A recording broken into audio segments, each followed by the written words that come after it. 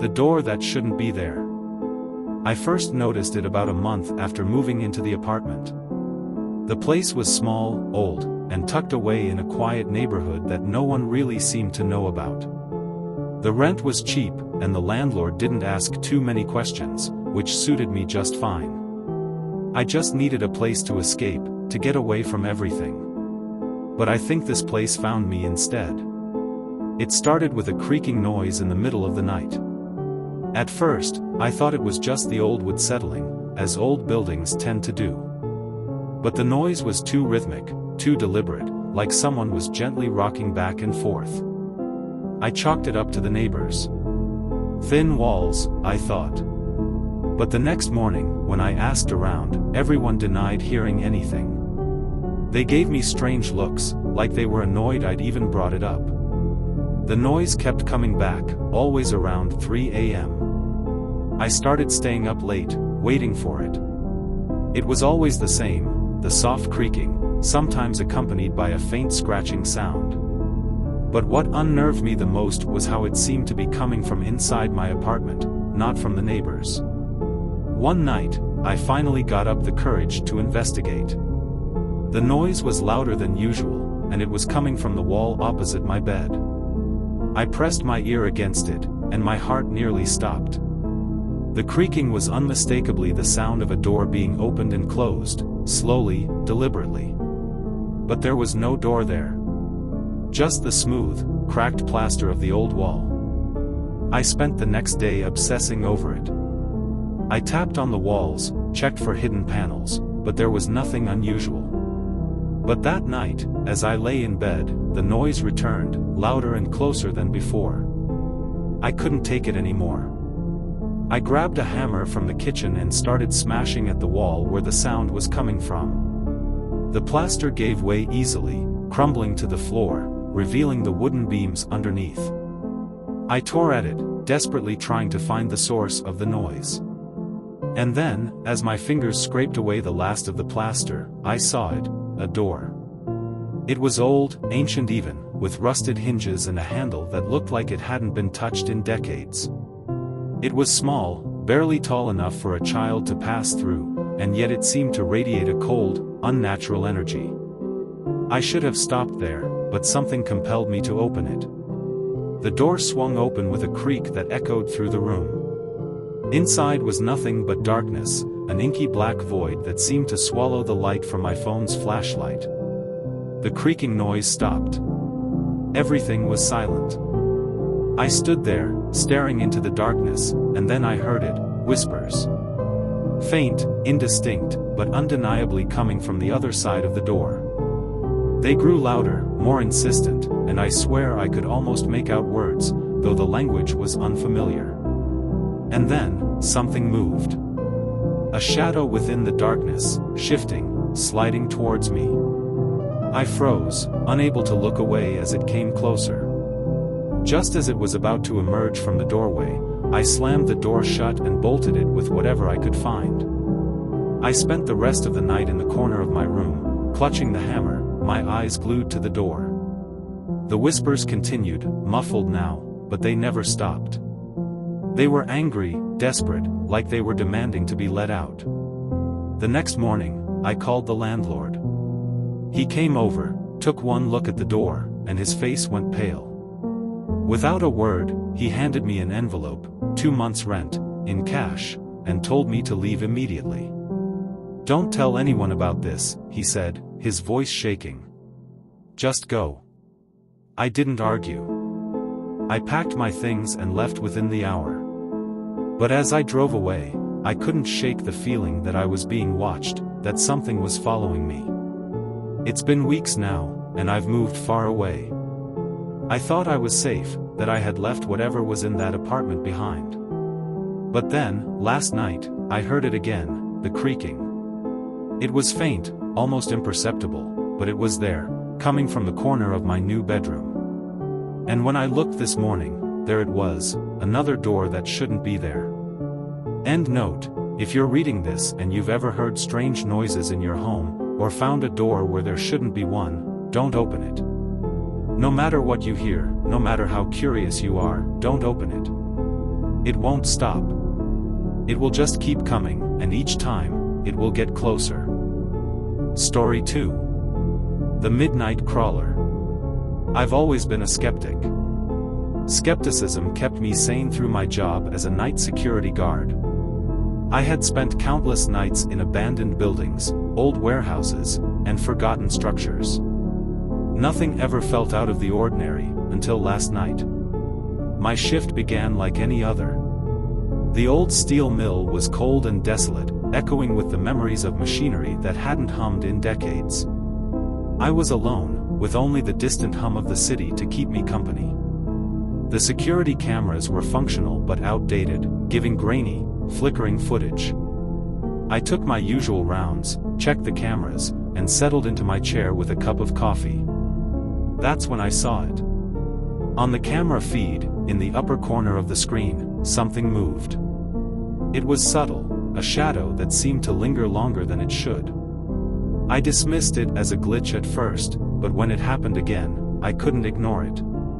I decided to investigate. The hallway was pitch dark except for the narrow beam of my flashlight cutting through the gloom. I walked slowly, the beam dancing across rusted metal walls and discarded tools. As I turned the corner, I saw it, a figure, barely visible, slipping behind a stack of crates.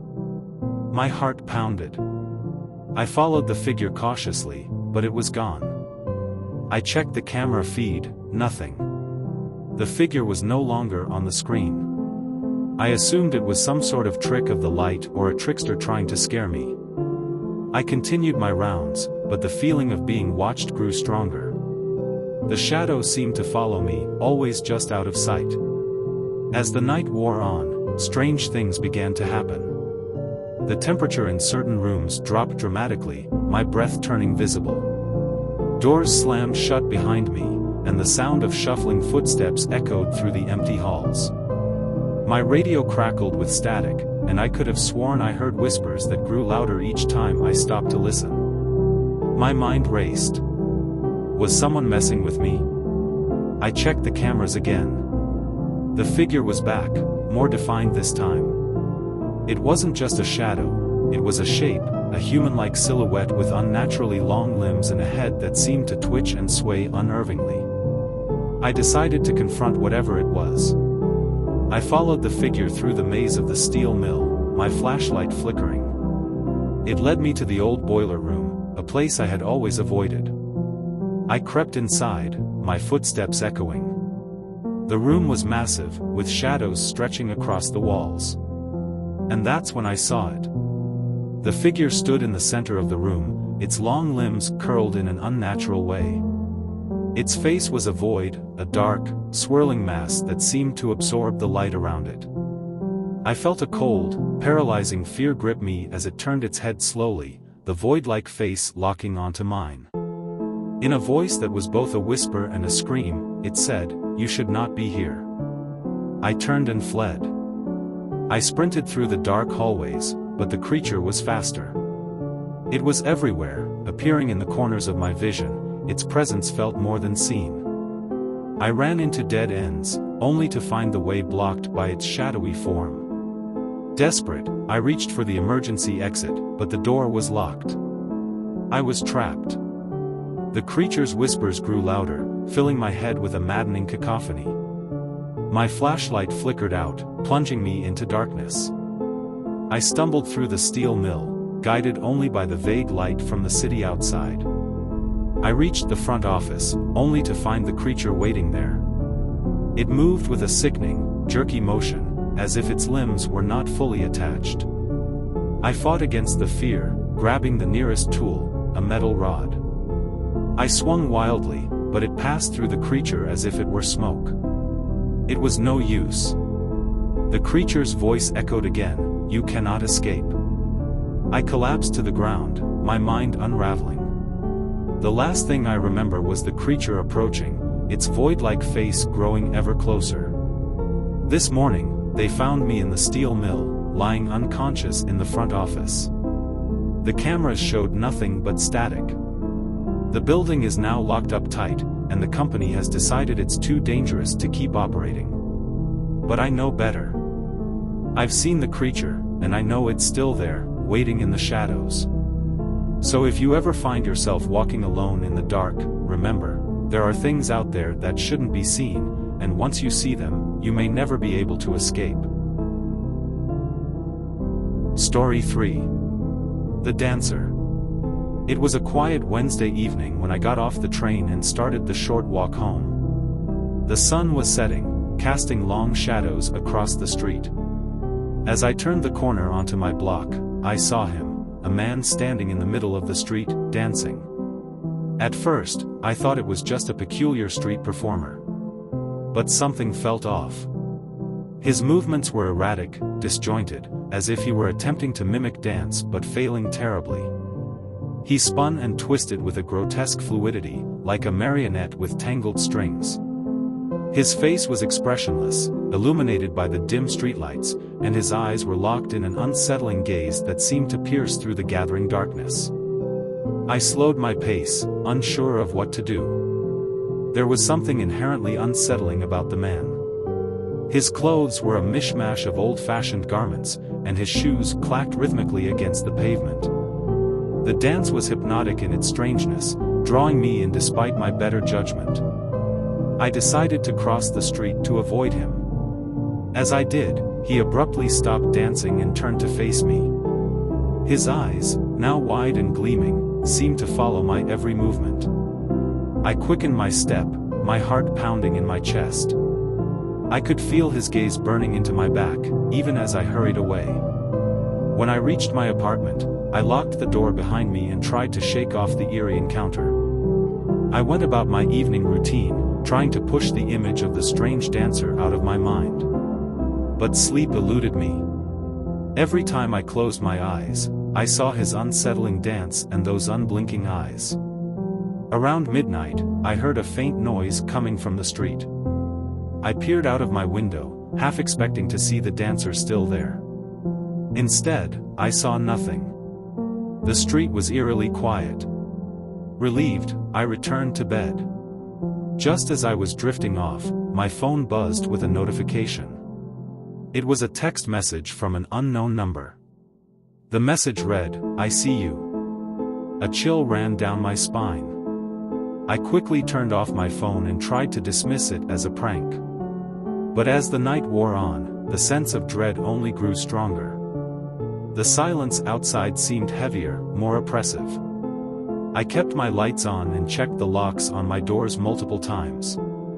At around 3 a.m., I heard a soft tapping on my window. I froze, my heart racing. I peered through the curtains and saw nothing. I decided to investigate. As I approached the window, the tapping stopped. I pulled back the curtain slowly, and there he was, standing right outside my window. The dancer's face was pressed against the glass, his eyes wide and unblinking. His movements were no longer erratic but deliberate, as if he were performing a sinister ritual. He began to dance again, his body contorting in unnatural ways.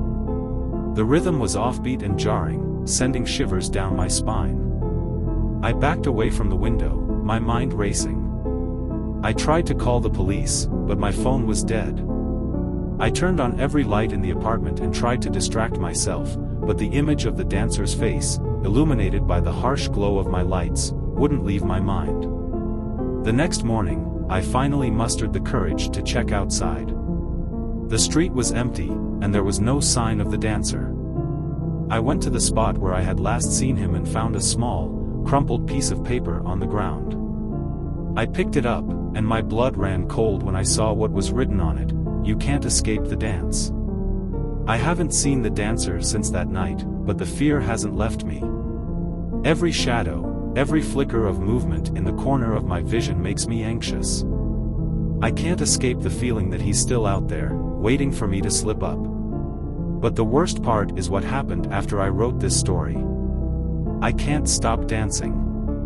It started as a subtle twitch, a small, involuntary movement in my legs. Now, I find myself moving constantly, twisting, turning, and stepping in an erratic rhythm that matches the grotesque dance I saw. I've tried to stop. I've tried to sit still, to force my body to remain unmoving, but the compulsion is too strong. It's as if my body is no longer under my control. I find myself dancing through my daily routine, in the grocery store, in my car, even in my sleep. And sometimes, when I catch my reflection, I see him, the dancer. His eyes, wide and gleaming, staring back at me from my own face. The rhythm of his dance has become my own, and I can't escape it. The dancer is inside me now, and I fear that I'll never be free. If you see him out there, don't look too closely. Don't let his dance ensnare you, or you might find yourself trapped in an endless, haunting rhythm.